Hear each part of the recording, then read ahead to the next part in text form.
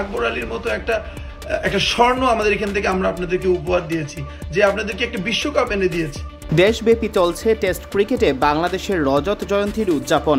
এরই অংশ হিসেবে বিসিবির কর্তারা যাচ্ছেন রংপুরে। তার আগে রংপুরের ক্রিকেটার সোহরাওয়ার্দী শুভর আকুতি রংপুরের মাঠকে খেলার উপযোগী করে তোলার। সেখানে এখন খেলার চেয়ে মেলার আসরই বেশি বসে।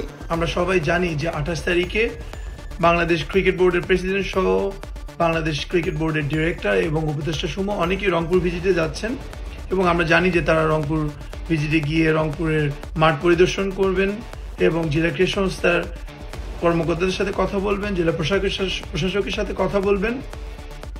আর আমাদের যে মাঠটি আছে রংপুরের একটি মাত্র খেলার মাঠ, যেটা আমাদের প্রাণের মাঠ রংপুর ক্রিকেট গার্ডেন, যেখান থেকে আমাদের সবার ক্রিকেট খেলা শুরু, সেই মাঠটি তারা পরিদর্শন করতে যাবেন। আর এত সুন্দর একটা সময় যে সময়টা পরিদর্শন করতে যাবেন তারা, সে সময় বুলবুল ভাই এখানে যাচ্ছেন, এবং বুলবুল ভাইয়ের সাথে আকরাম ভাই, নান্নু ভাই, আমাদের দেশে যত লিজেন্ড প্লেয়াররা ছিল তারা সবাই এখানে এক সময় ফার্স্ট ক্লাস ক্রিকেট খেলেছিল। এবং যে সময়টি এখানে ফার্স্ট ক্লাস ক্রিকেটটি হয়েছিল, তারা যখন খেলেছিল, তারা, আমি মনে হচ্ছে ভুল করব না, ওই সময় এই আমাদের যে ভেন্যুটা ছিল, এই ভেন্যুটা 1 নম্বর ভেন্যু ছিল বাংলাদেশের মধ্যে। 2 দশক আগে যে ভেন্যুটা 1 নম্বর ভেন্যু হয়েছিল বাংলাদেশের মধ্যে ক্রিকেটের মধ্যে, সেই ভেন্যুটি আজকে খেলার একদমই অনুপযোগ্য।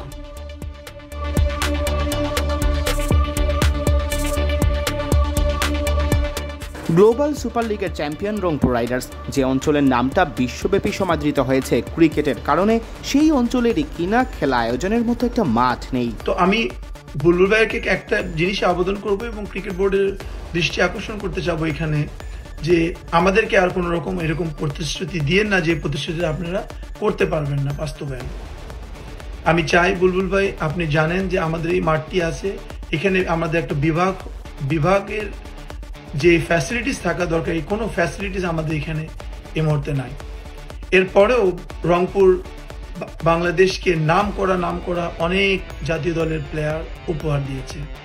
এমনকি শুধু জাতীয় দলের প্লেয়ার না, আপনারা সবাই জানেন যে নাম করা প্লেয়ার আমাদের জাতীয় দলের নাইম ইসলাম রংপুর থেকে উঠে এসেছে, নাসির হোসেন রংপুর থেকে উঠে এসেছে, আরিফুল হক উঠে এসেছে, তানভীর হায়দার, আলাউদ্দিন বাবু, সাজিদুল ইসলাম, ধীমান ঘোষ, এখন যে ক্যাপ্টেন্সি করতেছে লিটন কুমার দাস, এবং আমাদের রিশাদ হোসেন।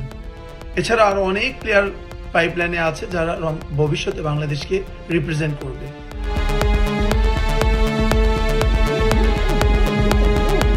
অথচ একসময় রংপুরই ছিল দেশের সেরা ক্রিকেট ভেন্যু।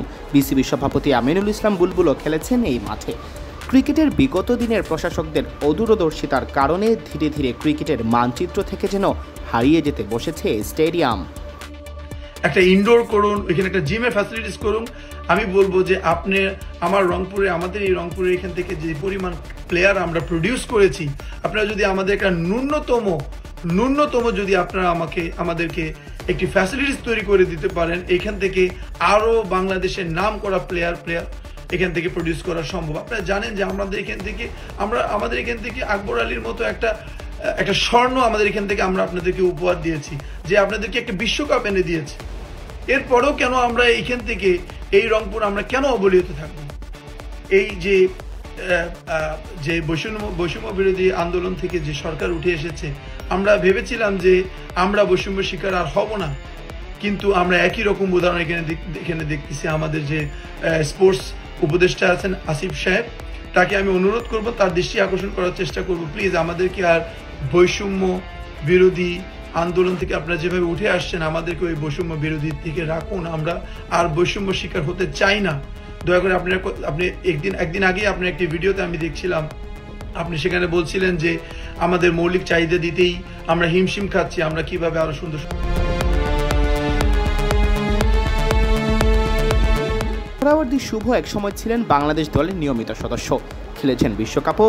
এই অলরাউন্ডারকে যখন নিজের ফেসবুক প্রোফাইল থেকে আকুতি জানাতে হয় মাঠ বাঁচানোর জন্য, রংপুরের ক্রিকেট কতটা খারাপ অবস্থায় আছে তা নিশ্চয়ই না বললেও চলে।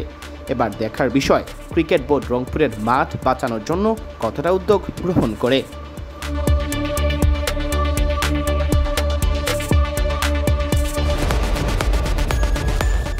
সিয়াম চৌধুরী, বিডি ক্রিক টাইম।